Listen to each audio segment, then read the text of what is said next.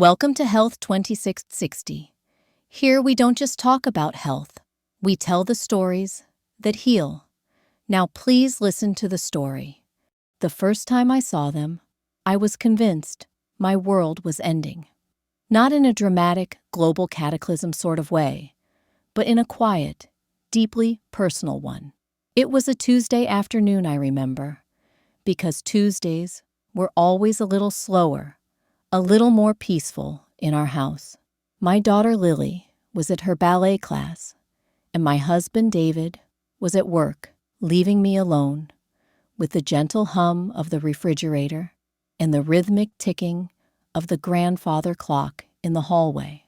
The sun, usually a cheerful companion, was particularly bright that day, streaming through the large bay window in our living room, illuminating dust motes dancing in the air.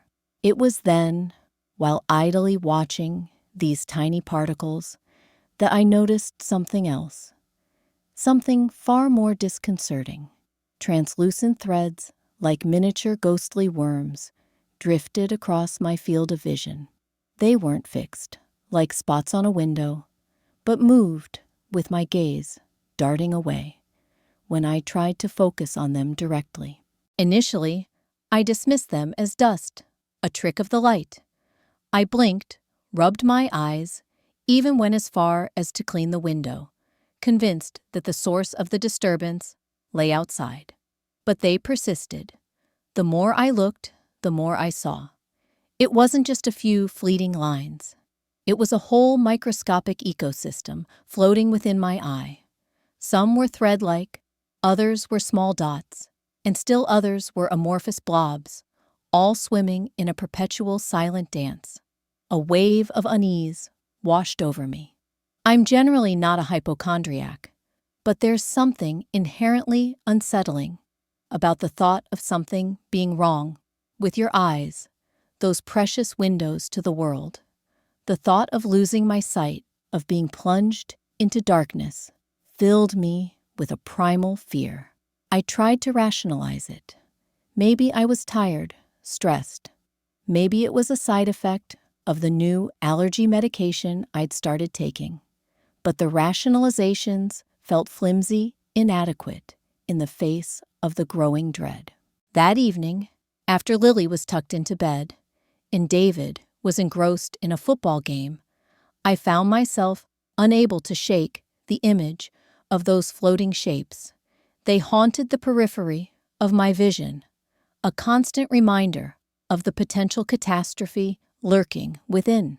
Finally succumbing to my anxiety, I turned to the internet, the digital oracle of our age, for answers. I typed, "I see dark floaters in my eyes," into the Google search bar, and within milliseconds, a torrent of information flooded the screen. WebMD, Mayo Clinic, and countless other medical websites offered explanations, diagnoses, and of course, worst-case scenarios. I scrolled through the results, my heart pounding in my chest, my anxiety escalating with each passing line. Benign explanations were interspersed with alarming warnings. Common and usually harmless, one article stated, followed by, could be a sign of retinal detachment or a vitreous hemorrhage. And then I saw it. The phrase that sent a jolt of ice through my veins could be an early sign of blindness. The words hung in the air, stark and menacing, amplified by the blue glow of the computer screen. My breath caught in my throat. Blindness. The very word felt like a curse, a dark prophecy hanging over my future. I clicked on the article, my hands trembling, as I read about the various conditions that could cause floaters, some of which could lead to irreversible vision loss. Glaucoma, macular degeneration, diabetic retinopathy. The list of potential culprits seemed endless, a terrifying alphabet of ocular ailments. I closed the laptop, my mind reeling. The room seemed to darken around me, the shadows deepening in the corners. David, oblivious to my inner turmoil, cheered loudly as his team scored a touchdown. I wanted to tell him to share my fears, but the words wouldn't come. The fear was too raw, too overwhelming. What if it was true? What if I was going blind? How would I cope? How would my family cope? That night was one of the longest and most agonizing of my life. Sleep eluded me, replaced by a relentless barrage of anxious thoughts. I tossed and turned my mind, conjuring up vivid and terrifying images of a future shrouded in darkness. I imagined not being able to see Lily smile again, that radiant, innocent expression that lit up my world.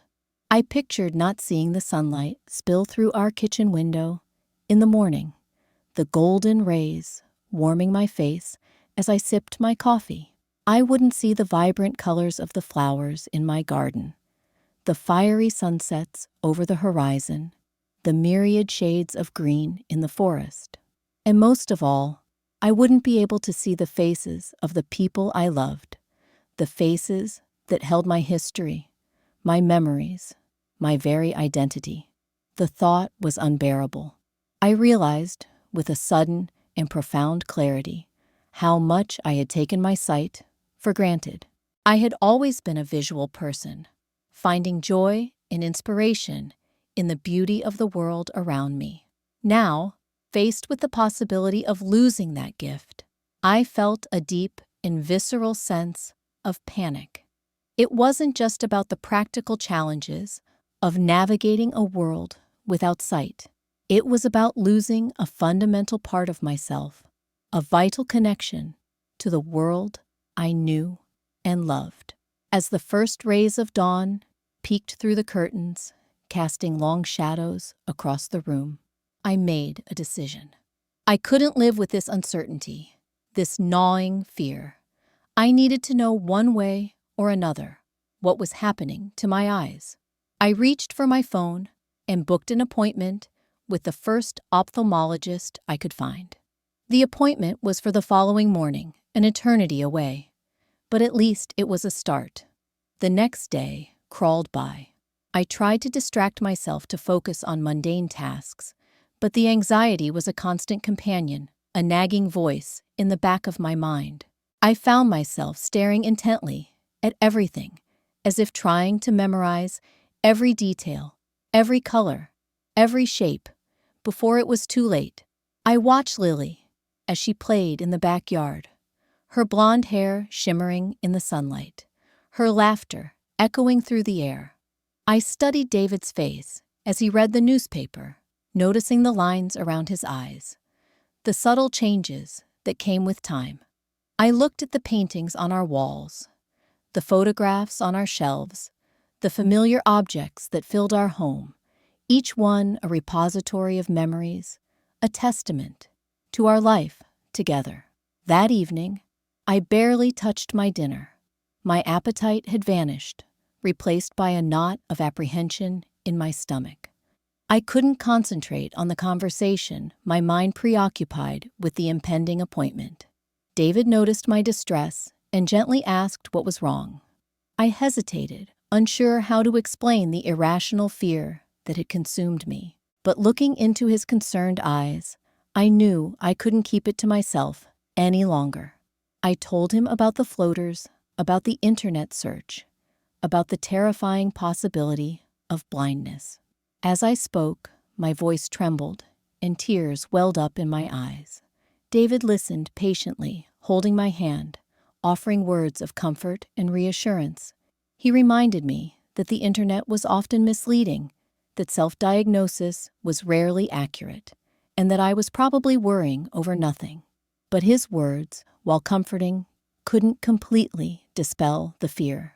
The next morning, I arrived at the ophthalmologist's office, my heart pounding in my chest. The waiting room was filled with other patients, some young, some old, all with their own eye-related concerns. I felt a strange sense of camaraderie with these strangers, a shared vulnerability in the face of the unknown. I picked up a magazine and tried to read, but the words blurred before my eyes. I couldn't shake the feeling that my future hung in the balance. Finally, my name was called. I followed the nurse into a brightly lit examination room, the air filled with the sterile scent of antiseptic. The doctor, a kind-faced man with a gentle demeanor, greeted me warmly and asked me to describe my symptoms.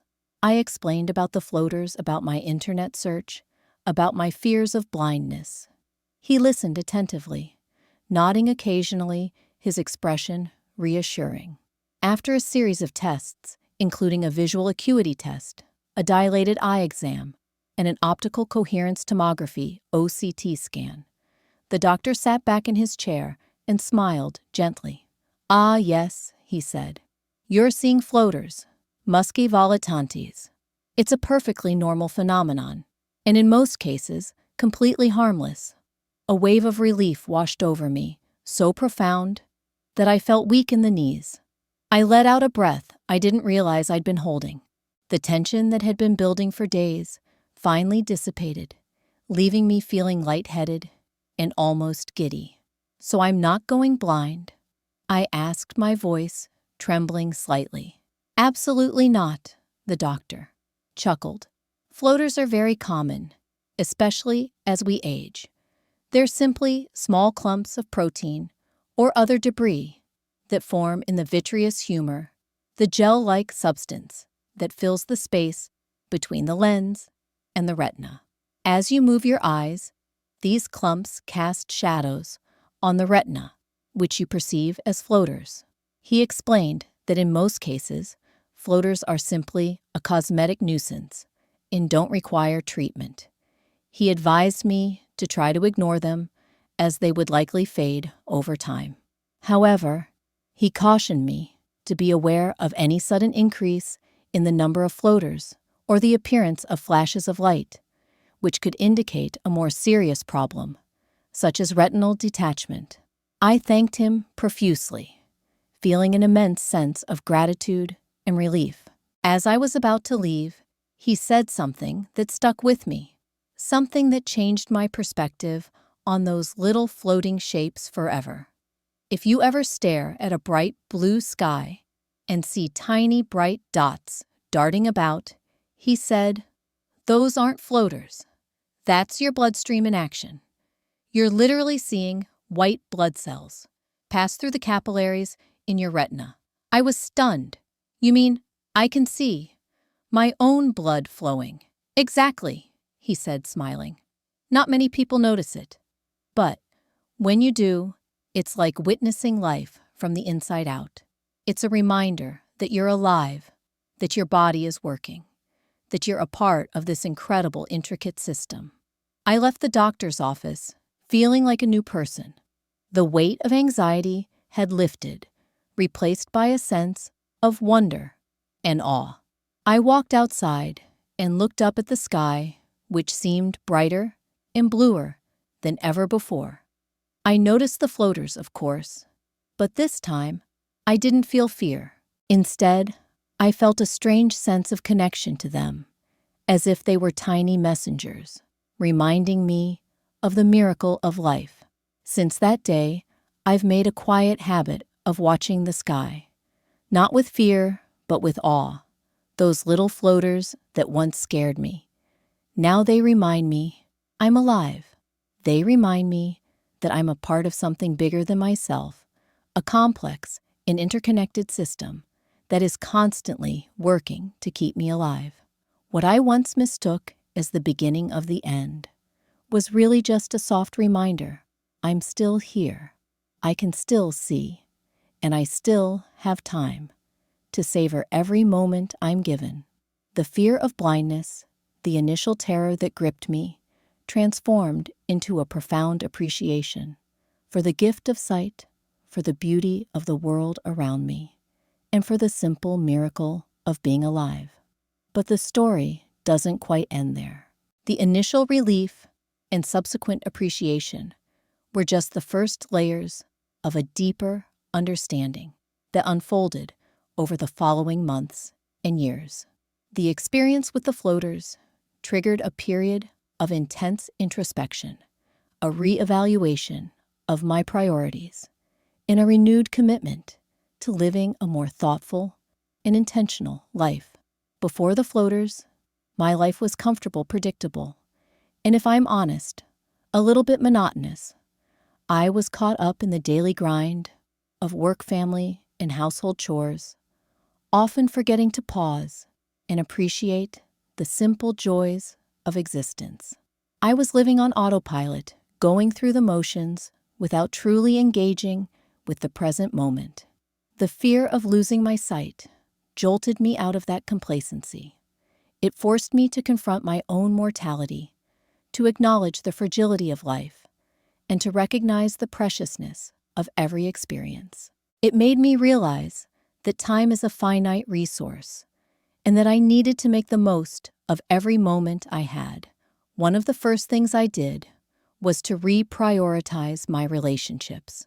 I made a conscious effort to spend more quality time with Lily and David, to be more present and engaged in their lives. We started having family dinners every night, where we would put away our phones and truly connect with each other. We took weekend trips to explore new places, to create lasting memories. I made sure to tell them how much I loved them every single day. I also started to pursue my passions. I had always loved painting, but I had put it on hold for years, telling myself that I didn't have the time or the talent. But the near loss of my sight made me realize that I couldn't afford to postpone my dreams any longer. I signed up for a painting class, and soon I was spending hours in my studio, lost in the world of color and texture. Painting became a form of therapy, a way to express my emotions, and a source of immense joy. Furthermore, I became more mindful of my health. I started exercising regularly, eating a healthier diet, and getting enough sleep. I realized that my body was a temple and that I needed to take care of it.